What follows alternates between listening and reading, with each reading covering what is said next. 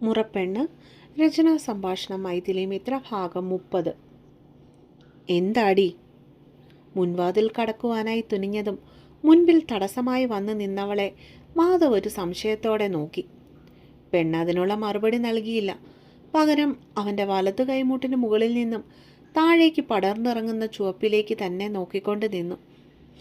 നീ പോയി കിടന്നുറങ്ങാൻ നോക്കിക്കേ, എനിക്ക് വാതിലടയ്ക്കേണ്ടതാ. അവളുടെ നോട്ടം കയ്യിലെ മുറിവിലേക്കാണെന്ന് മനസ്സിലായതും ചെക്കൻ പൊടുന്നനെ അവളോട് തട്ടിക്കയറി. നിനക്കെന്താ, ഒരു വട്ടം പറഞ്ഞാൽ മനസ്സിലാവില്ലേ? അകത്തേക്ക് കയറിപ്പൊടി. ഒരു വട്ടം പറഞ്ഞിട്ടും അനുസരിക്കാതെ നിൽക്കുന്നവളെ കണ്ടതും ചെക്കന് വീണ്ടും ദേഷ്യം വന്നു.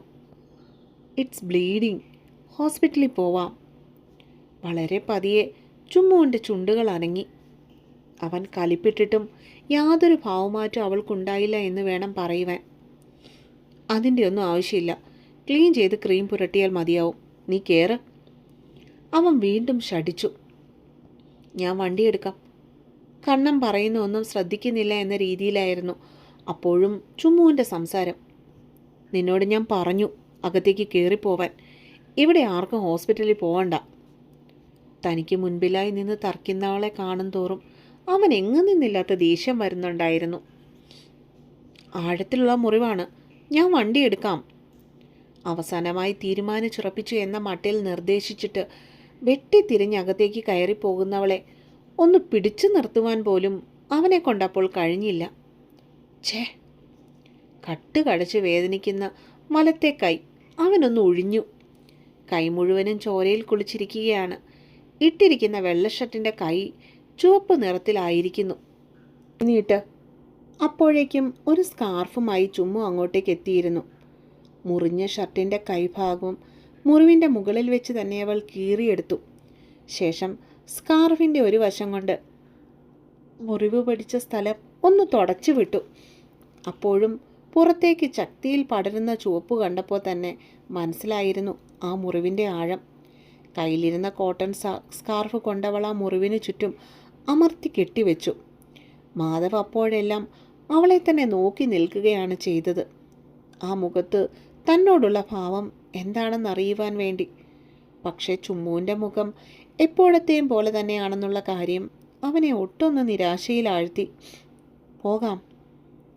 അവൻ്റെ ചോര പിടിച്ച ഷർട്ടിൻ്റെ കൈഭാവം കയ്യിൽ പിടിച്ചുകൊണ്ട് തന്നെ മുൻവാതിൽ പതിയെ ചേർത്തടച്ചവൾ പിന്നീട് ഉമ്മറത്ത് നിന്നുള്ള പടികളിറങ്ങി. പുറത്തു പോവാണ്, കൂടെ നിങ്ങളുടെ മൂത്ത മോനും ഉണ്ട്. ഡോറ് വന്നടച്ചോളൂ. മുറ്റത്ത് നിന്ന് ഇത്തിരി മാറിയുള്ള പാർക്കിംഗ് പ്ലേസിലേക്ക് ബുള്ളറ്റ് എടുക്കുവാൻ വേണ്ടി പോകുന്നതിനിടയിൽ കൃഷ്ണദാസിനെ വിളിച്ച് വിവരം പറയുവാനും അവൾ മറന്നില്ല. വണ്ടിയെടുത്ത് കണ്ണൻ്റെ മുൻപിൽ കൊണ്ടുവന്ന് പെണ്ണ് നിർത്തി. വേദന സഹിക്കാൻ വയ്യാഞ്ഞിട്ടോ അതോ മുറിവിൻ്റെ ആഴം കണ്ടിട്ടോ അവൻ വണ്ടിയുടെ പിന്നിലേക്ക് കയറിയിരുന്നു, തിരിച്ചൊന്നും പറയാതെ. നിമിഷങ്ങൾക്കുള്ളിൽ ഗേറ്റും തുറന്ന് അവളുടെ ബുള്ളറ്റ് റോഡിലേക്ക് ഇറങ്ങിയിരുന്നു. ഇരുട്ടിനെ കീറി മുറിച്ചുകൊണ്ട് അവളുടെ പടക്കുതിര അതിവേഗത്തിൽ ഹോസ്പിറ്റൽ ലക്ഷ്യമാക്കി പാഞ്ഞു. ആരായിരിക്കും അവൻ? വന്നത് ആർക്കു വേണ്ടിയാണ്? അതും തന്നെ ലക്ഷ്യമാക്കി. ഇല്ലാതാക്കാൻ തന്നെയായിരുന്നു അവനത് വീശിയത്. പക്ഷേ അത് വേറെന്തോ ഒരു കൂർത്ത സാധനമാണ്. അയാളത് ഓങ്ങിയപ്പോൾ താൻ ഒഴിഞ്ഞു മാറിയതുകൊണ്ട് തന്നെയാണ് അതുവഴി കയ്യിലേക്ക് കടന്നു പോയത്. ചുമ്മുവിൻ്റെ പിന്നിലിരിക്കുമ്പോൾ ചെക്കൻ്റെ ചിന്തകൾ കാട് കയറിയിരുന്നു. കിട്ടും, ആളെ കിട്ടാതെ എവിടെ പോകാനാ? പക്ഷെ ഒരു കാര്യം മാത്രമാണ് എനിക്കറിയേണ്ടത്. എന്നെ ഇല്ലാതാക്കുവാനുള്ള പകയുള്ള ആൾ ആരാണെന്നുള്ളത്, അതിൻ്റെ കാരണവും. ചിന്തകൾ ചൂടുപിടിച്ചതും അവൻ തലയൊന്ന് കുടഞ്ഞു വിട്ടു. ശേഷം മുൻപിലെ ഇരുട്ടിലേക്ക് നോക്കിക്കൊണ്ട് നിർവികാരനായിരുന്നു. വണ്ടി ഹോസ്പിറ്റൽ എൻട്രൻസിലേക്ക് എത്തിയതും അവൻ മെല്ലെ അതിൽ നിന്ന് ഇറങ്ങി മുന്നോട്ടേക്ക് നടന്നു. പെട്ടെന്ന് തന്നെ വണ്ടി ഓഫ് ചെയ്തിട്ട് ചുമ്മുവും അവന് പിന്നാലെ കാലുകൾ നീക്കി. മാധവ് നേരെ കയറി ചെന്നത് കാഷ്വാലിറ്റിയിലേക്കായിരുന്നു. ചുമ്മുവും അവൻ്റെ ഒപ്പം ചെന്നു. ഡിപ്പാർട്ട്മെൻ്റ് ആണെന്ന് പറഞ്ഞതുകൊണ്ട് തന്നെ ഡോക്ടേഴ്സ് കാര്യങ്ങളൊന്നും അധികം വിശദീകരിച്ച് ചോദിച്ചൊന്നും ഉണ്ടായിരുന്നില്ല. മുറിവിത്തിരി ഡീപ്പാണ്, സ്റ്റിച്ചിടണം എന്ന് മാത്രം പറഞ്ഞു.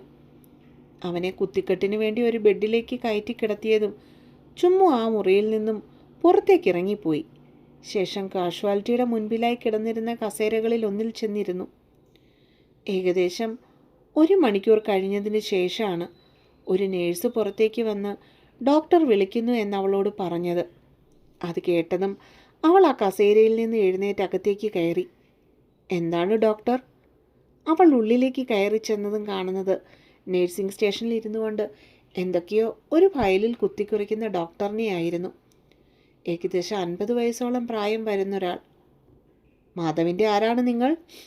ഡോക്ടർ അതാണ് ആദ്യം ചോദിച്ചത്. കസിൻ, അവൾ ഉത്തരം നൽകി. ഓക്കെ. ആളിൻ്റെ ബൈസെപ്സിൽ നല്ല രീതിയിൽ, അതും ഇത്തിരി ആഴത്തിൽ തന്നെ മുറിഞ്ഞിട്ടുണ്ട്. 5-6 സ്റ്റിച്ച് ഇടേണ്ടി വന്നു. അഡ്മിറ്റ് ചെയ്യേണ്ടെന്ന് സാറ് തന്നെ പറഞ്ഞിട്ടുള്ളത് കൊണ്ട് ഞങ്ങളത് ചെയ്യുന്നില്ല. ഒരു ഇഞ്ചക്ഷൻ കൊടുത്തിട്ടുണ്ട്. അതിൻ്റെ സെഡേഷനിൽ കിടന്ന് മയങ്ങുവാണ്. ഉറങ്ങുമ്പോൾ വീട്ടിൽ പോകാം കേട്ടോ. കഴിക്കേണ്ട ആൻറ്റിബയോട്ടിക്കുകളും മറ്റു ടാബ്ലറ്റും ഒക്കെ ഞാൻ എഴുതിത്തരാം. അയാൾ ഒരു പുഞ്ചിരിയോടുകൂടി തന്നെയാണ് എല്ലാം വിശദീകരിച്ചു കൊടുത്തത്. Okay sir, thank you. ഞാനൊന്ന് പോയി കണ്ടോട്ടെ? ചുമ്മാ അനുവാദം ചോദിച്ചു. അതിനെന്താ, പോയി കണ്ടോളൂ. ഒരുപാട് നേരം ഉള്ളിൽ നിൽക്കരുതെന്നേ ഉള്ളൂ. ഡോക്ടർ അനുവാദം നൽകിയതും 3 വശങ്ങളും വെള്ള കർട്ടനുകളാൽ മൂടിയിട്ടിരിക്കുന്ന ബെഡ് സൈഡിലേക്ക് അവൾ നടന്നു. കർട്ടൻ ഇത്തിരി അകത്തി മാറ്റി ഉള്ളിലേക്ക് കയറി ചെന്നപ്പോൾ കണ്ടത് ബെഡിൽ കിടന്ന് സുഖമായിട്ടുറങ്ങുന്ന കണ്ണനെയായിരുന്നു. ഇട്ടിരിക്കുന്ന വെള്ള ഷർട്ടിൻ്റെ കൈ ഇത്തിരി കൂടി മുകളിലേക്ക് ചുരുട്ടി കയറ്റി വെച്ചിട്ടുള്ളതിനാൽ മുറിവിന് മുകളിലുള്ള കെട്ട് നല്ല വൃത്തിയായിട്ട് കാണുവാൻ കഴിയുന്നുണ്ട്. അതിൻ്റെ മുകളിൽ പനച്ചു നിൽക്കുന്ന ചുവപ്പും. കുറച്ചു നേരം അവൻ്റെ മുഖത്തേക്ക് തന്നെ നോക്കിയെന്ന് പെണ്ണ് തികച്ചും നിർവികാരമായി. ശേഷം അതുപോലെ തന്നെ തിരിഞ്ഞു നടന്ന് കാഷ്വാലിറ്റിയുടെ പുറത്തേക്കിറങ്ങി. ജീനിൻ്റെ പോക്കറ്റിലായി വെച്ചിരിക്കുന്ന മാധവിൻ്റെ ചോരപ്പുരുണ്ട ഷർട്ടിൻ്റെ കൈഭാവം അവിടെയുള്ള ഒരു ഡസ്റ്റ്ബിന്നിലേക്ക് ഇട്ടിട്ട് പഴയതുപോലെ ഇത്തിരി മുൻപിലിരുന്ന കസേരയിൽ തന്നെ അവൾ ഇരിപ്പുറപ്പിച്ചു. എന്നുകൊണ്ടോ അവൾക്കപ്പോൾ വല്ലാത്ത അസ്വസ്ഥത തോന്നി. അകത്ത് കിടക്കുന്നവനെ താൻ ശത്രുവായിട്ടാണ് കാണുന്നതെങ്കിലും ഉള്ളിലെവിടെയോ ഒരിത്തിരി ഇഷ്ടം ഇനിയും കിടക്കുന്നുണ്ടെന്ന് അവൾക്കപ്പോൾ തോന്നിപ്പോയി. അത് സ്നേഹമോ ബഹുമാനമോ, ഒരേ വീട്ടിൽ താമസിക്കുന്ന ഇരുവരും തമ്മിലുള്ള പരിചയമോ, മുറിച്ചെറുക്കൻ എന്ന സ്ഥാനമോ, അതോ പ്രായം വരെ താൻ റോൾ മോഡലാക്കിയ ആളിനോടുള്ള ആരാധനയോ ഒക്കെ ആവാം എന്നവൾ ചിന്തിച്ചു കൂട്ടി. പകയും ദേഷ്യവും ഒന്നും കുറഞ്ഞിട്ടില്ല. പക്ഷെ ആളെ അങ്ങനെ കണ്ടപ്പോൾ എന്തോ പോലെ തോന്നിയിരുന്നു. അച്ചുവേട്ടനോ വിവേകേട്ടനോ പറയുമ്പോൾ പോലും അനുസരിക്കാത്ത കാര്യങ്ങൾ കണ്ണേട്ടൻ പറഞ്ഞാൽ താൻ ചെറുപ്പത്തിൽ കേൾക്കുമായിരുന്നു. ഇടയ്ക്ക് ചൊറിയുന്നത് പോലെയുള്ള സംസാരങ്ങൾ ആളിൽ നിന്നും ഉണ്ടാകുമായിരുന്നെങ്കിലും ഒരു കാര്യം വന്നാൽ തൻ്റെ കൂടെ കട്ടയ്ക്ക് നിൽക്കാൻ കണ്ണേട്ടൻ വരുമെന്നുള്ള ധൈര്യവും ഉണ്ടായിരുന്നു. പക്ഷെ അന്ന് നിത വന്നു കഴിഞ്ഞപ്പോഴാണ് കാര്യങ്ങളൊക്കെ തൻ്റെ കൈപ്പിടിയിൽ നിന്ന് മാറിപ്പോയത് തന്നെ. നിതയെ നീയാണോ തള്ളിയിട്ടത് എന്നൊരു ചോദ്യം കണ്ണേട്ടൻ അന്ന് തന്നോട് ചോദിക്കായിരുന്നു. അത് ചെയ്യാതെ താൻ കുറ്റം ചെയ്തു എന്നുള്ള രീതിയിലായിരുന്നു ആളിൻ്റെ അന്നത്തെ സംസാരം മുഴുവനും. അതിൻ്റെ കൂടെ തൻ്റെ ദേഹത്തെ ഒന്ന് വേദനിപ്പിക്കുകയും കൂടി ചെയ്തു. കുടുംബത്തിൽ ആരും തന്നെ ഇതുവരെ തന്നെ നുള്ളി നോവിച്ചിട്ടില്ല. അന്ന് ഒരുപാട് താൻ കരഞ്ഞു. കണ്ണേട്ടൻ്റെ പ്രവൃത്തി തന്നെ അത്രമാത്രം സങ്കടപ്പെടുത്തി എന്ന് വേണം പറയുവാൻ. അതുകൊണ്ട് തന്നെയാണ് ആളിനോടുള്ള ദേഷ്യവും പകയിലേക്ക് വഴിമാറിയതുപോലും. പിന്നീട് തൻ്റെ സത്യാവസ്ഥ മനസ്സിലാക്കിയപ്പോൾ ക്ഷമാപണം നടത്തുവാൻ കണ്ണേട്ടൻ പല പ്രാവശ്യം വന്നിരുന്നുവെങ്കിലും കേൾക്കാൻ താൻ തയ്യാറായില്ല എന്നതാണ് സത്യം. അന്നൊക്കെ ആളിനോട് തനിക്ക് വാശിയും ദേഷ്യമായിരുന്നു. സംസാരിക്കാൻ അടുത്തു വരുമ്പോഴൊക്കെ മനസ്സ് മുറിപ്പെടുത്തുന്ന വാക്കുകൾ പറഞ്ഞ് കണ്ണേട്ടനെ ആട്ടിവിട്ടു. എങ്കിലും തൻ്റെ മുൻപിൽ വന്ന് ചിരിച്ചുകൊണ്ട് നിൽക്കുന്ന ആ കണ്ണുകൾ തൻ്റെ പകയെ കൂട്ടുകയാണ് ചെയ്തത്. അന്നത്തെ ആ കൗമാരക്കാരിക്ക് അത് മതിയായിരുന്നു മിണ്ടാതിരിക്കുവാൻ ഒരു കാരണമായിട്ട്. ജീവിതകാലം മുഴുവനും ആ ദേഷ്യവും പകയും ആളോട് ഉള്ളിൽ വെച്ച് പെരുമാറുവാനും അതുതന്നെ ഒരു കാരണവുമായി. വളർന്നപ്പോൾ അത് കൂടി വന്നു. അതിൻ്റെ ഫലമായി കണ്ണേട്ടൻ തന്നിൽ നിന്ന് അകലുകയും ചെയ്തിരുന്നു. ഒരു തരത്തിൽ തനിക്കതൊരു ആശ്വാസമായിരുന്നു. ശല്യം ഒഴിഞ്ഞു പോകുമല്ലോ എന്നൊരു കുഞ്ഞു സന്തോഷവും. മാഡം, എമർജൻസി റൂമിൻ്റെ മുൻപിൽ നിന്നും ഒരു സിസ്റ്ററിൻ്റെ വിളി കേട്ടപ്പോഴാണ് അവൾ ഓർമ്മകളിൽ നിന്നും പുറത്തേക്ക് വന്നത് തന്നെ. എന്താ? ചോദ്യത്തോടൊപ്പം തന്നെ അവൾ എഴുന്നേറ്റ് അവരുടെ അടുക്കളയിലേക്ക് ചെല്ലുകയും ചെയ്തിരുന്നു. സാർ എഴുന്നേറ്റിട്ടുണ്ട്. ഈ ബില്ല് അടച്ചിട്ട് വന്നോളൂ, പിന്നെ ഈ മെഡിസിനും. കയ്യിലിരുന്ന 2 പേപ്പറുകൾ അവളുടെ കയ്യിലേക്ക് കൊടുത്തിട്ട് ആ നേഴ്സ് ആവശ്യപ്പെട്ടു. ഓക്കെ, ഇപ്പോൾ വരാം. അവൾ അതും വാങ്ങി ആദ്യം പോയത് ബില്ലിങ്ങിലേക്കായിരുന്നു. ക്യാഷ് പേ ചെയ്ത് ഫാർമസിയിൽ ചെന്ന് ഒരാഴ്ചത്തേക്ക് കഴിക്കുവാനുള്ള മരുന്നും വാങ്ങി തിരികെ കാഷ്വാലിറ്റിയിലേക്ക് തന്നെ ചെന്നു. കയ്യിലിരുന്ന ബില്ല് അവിടെ ഇരുന്ന ഒരു നേഴ്സിൻ്റെ കയ്യിലേക്ക് കൊടുത്തു. സാർ എഴുന്നേറ്റിട്ടുണ്ട്. അവൻ കിടക്കുന്ന കട്ടിലേക്ക് വിരൽ ചൂണ്ടി ആ സിസ്റ്റർ പറഞ്ഞു.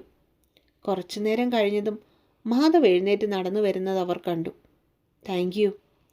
ഡോക്ടറിനോടുള്ള നന്ദി പറഞ്ഞുകൊണ്ട് അവിടെ നിന്ന് ഇറങ്ങിയ മാധവിൻ്റെ പിന്നാലെ മെഡിസിൻ കവറുമായി അവളും നടന്നു. വണ്ടി സ്റ്റാർട്ട് ചെയ്ത് കണ്ണിനെയും പിന്നിലിരുത്തിക്കൊണ്ട് അവളുടെ വണ്ടി മുന്നോട്ടേക്ക് പായുമ്പോൾ സമയം വെളുപ്പിനെ 3:30 കഴിഞ്ഞിരുന്നു. ചുമ്മു, എനിക്ക് നിന്നെ വേണം. അവൻ മാധവ് നിനക്ക് ചേരില്ല പെണ്ണെ. ഇത്തവണ അവൻ രക്ഷപ്പെട്ടു. ഇനി അവൻ എൻ്റെ കയ്യിൽ നിന്ന് ഇങ്ങനെ ഒരു വട്ടം കൂടി രക്ഷപ്പെടില്ല. അവനെ ഞാൻ ഇല്ലാതാക്കി കളയും. അവർ എൻട്രൻസിൻ്റെ കഴിഞ്ഞു പുറത്തേക്ക് പോകുന്നത് നോക്കി അവിടെ ഒരു തൂണിൻ്റെ മറവിലെ ഇരുട്ടിൽ പമ്മി നിന്നവൻ പതിയെ വെളിച്ചത്തിലേക്ക് ഇറങ്ങി വന്നു. അപ്പോൾ കാത്തിരിക്കുക കേട്ടോ. എല്ലാവർക്കും ഗുഡ് നൈറ്റേ.